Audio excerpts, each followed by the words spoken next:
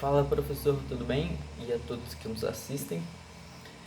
Nós somos o grupo F, que é composto por eu, Rafael Thomas Portamaro, Alexandre Carreiro, Luan Guio, João Lopes Matias, João Pedro Copolilo e Arthur Broco. Bem, nós somos o grupo F e vamos apresentar os hormônios da reprodução, dando mais ênfase na testosterona, progesterona e estrógeno. A gente vai falar a sua definição, onde eles são produzidos e encontrados no nosso corpo e as mudanças que eles podem acarretar no nosso corpo, né, durante a puberdade, e também a falta dele, o que pode causar no nosso corpo. Falar sobre a testosterona, considerada o hormônio principal, o hormônio sexual principal masculino.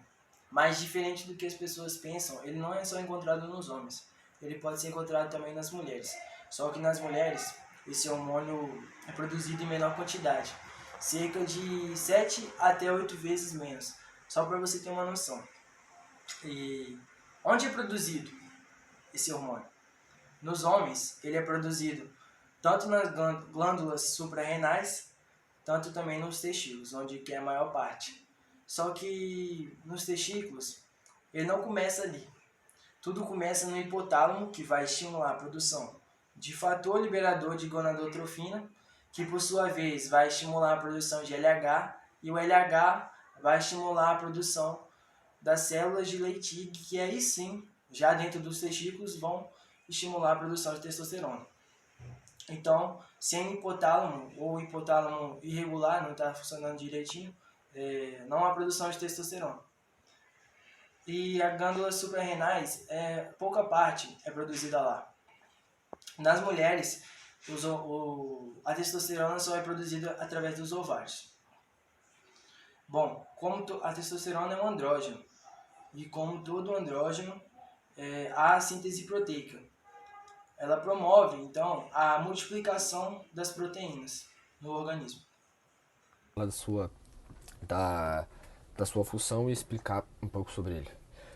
O estrogênio ele é um hormônio sexual feminino que é produzido principalmente nos ovários e em menor quantidade também nas glândulas suprarrenais e nos testículos. Então, a mulher ela tem uma grande quantidade de estrogênio, principalmente no ciclo menstrual, que eu vou explicar. E o homem também tem uma pequena quantidade que é que é mais usável para contribuir na regulação da saúde dos ossos e do metabolismo de gordura e carboidratos.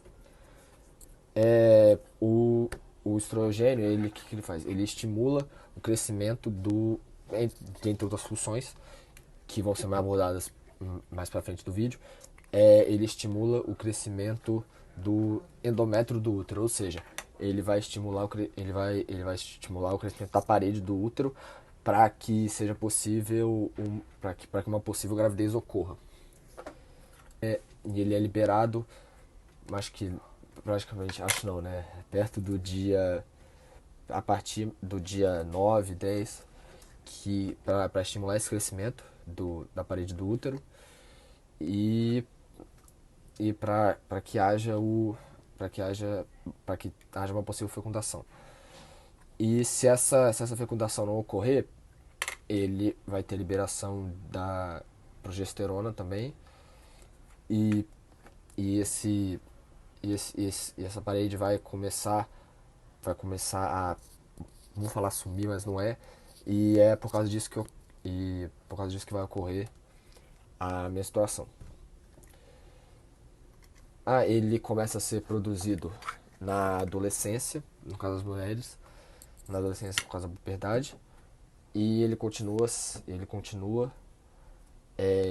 produzido até a menopausa. O estrogênio também pode ser dado como um termo que designa outros compostos que tenham funções similares a essa que a gente falou já. Esses três principais compostos desses que eu falei é o estradiol, que é importantíssimo para que para que a gravidez ocorra, e que estima-se que ele tem mais de 300 funções no organismo feminino. Outro é o estrenona, que é predominante, que se torna predominante após a menopausa. E o outro é o estriol, que é um subproduto do metabolismo da estriona, que também é importante durante a gravidez.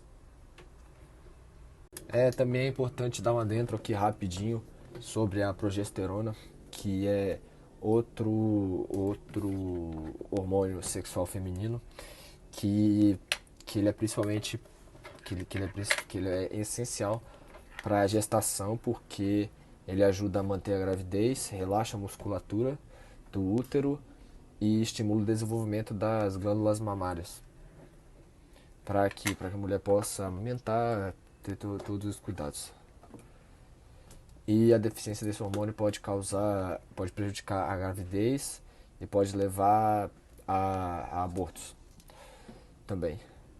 E ele age em todo o corpo. Ele não age, ele age principalmente nesse, mas no corpo inteiro, que não vou entrar agora em detalhes aqui. Eu vou falar sobre as mudanças que ocorrem no corpo masculino durante a puberdade, que ocorre mais ou menos entre 12 e 16 anos, só que isso varia de pessoa para pessoa, não tem nada definido. A primeira mudança que ocorre é o crescimento do volume dos testículos. Isso vem seguido do aparecimento dos pelos pubianos na face e nas axilas.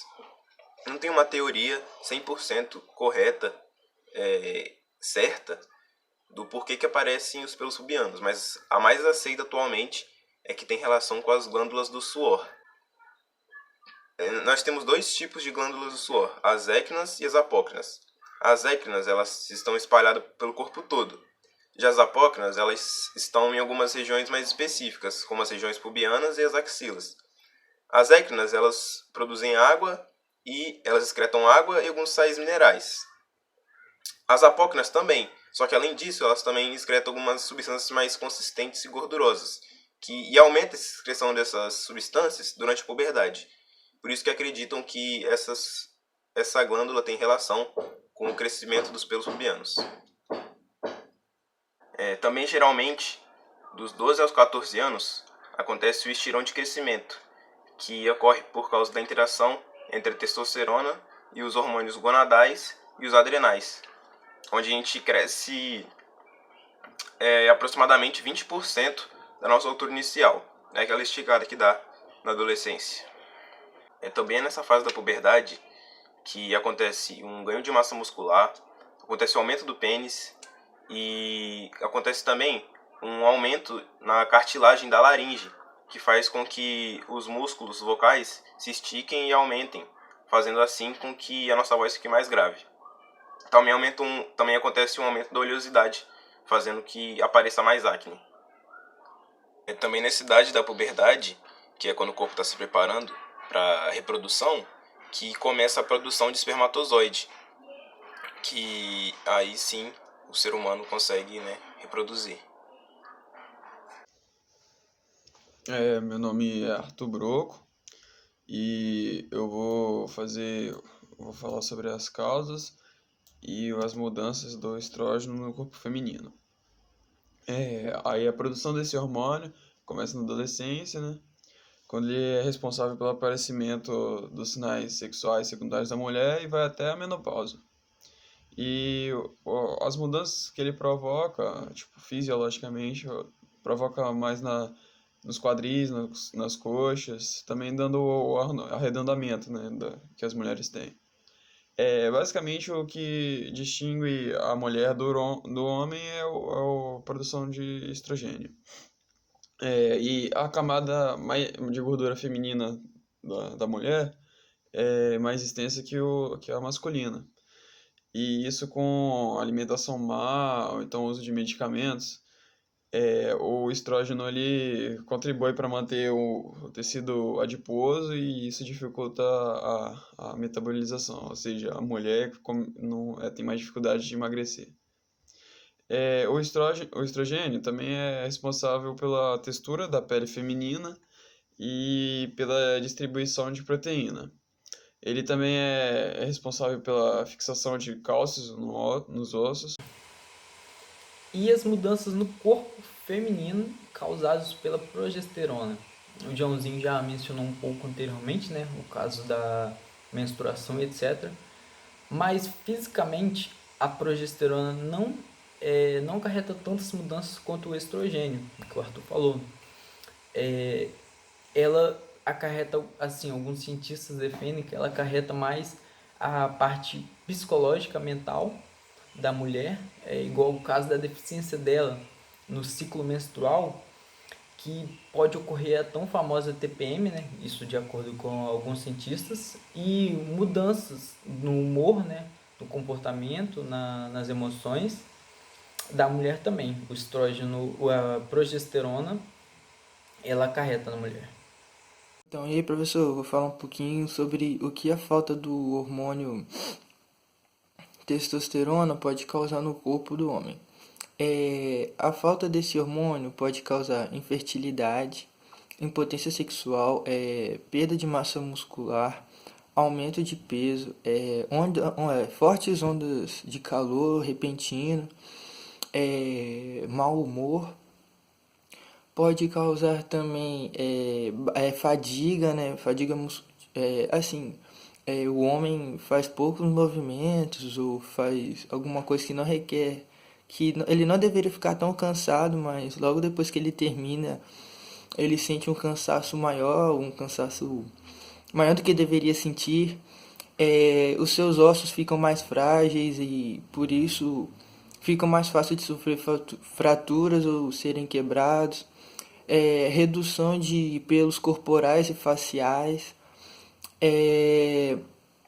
aumento do tamanho da mama, isso é causado pela falta de testosterona também, e aumenta, todos são importantes, né, mas um dos mais importantes também é que aumenta o risco de doenças cardiovasculares.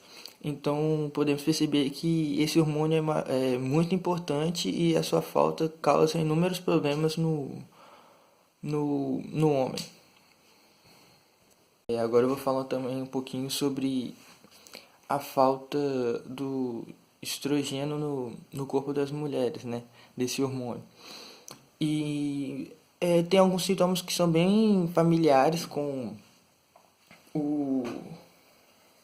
a falta do hormônio testosterona no homem, mas tem alguns que são diferentes, como a secura vaginal, seios caídos, também pode causar doenças cardiovasculares, também pode causar insônia, pode causar mudanças de humor, fortes ondas de calor repentinas, pode causar rugas e linhas de expressões muito fortes. Cansaço também, né? Mesmo que do homem, muita fadiga, fazendo pouca coisa. Aumento de peso, alteração repentina de humor, que também acontece com o homem. Queda e ressecamento dos fios, o cabelo das mulheres. Infecção no sistema urinário, problemas articulares, redução do libido, né? Ondas de calor, como eu já disse. E é só isso, professor. Valeu!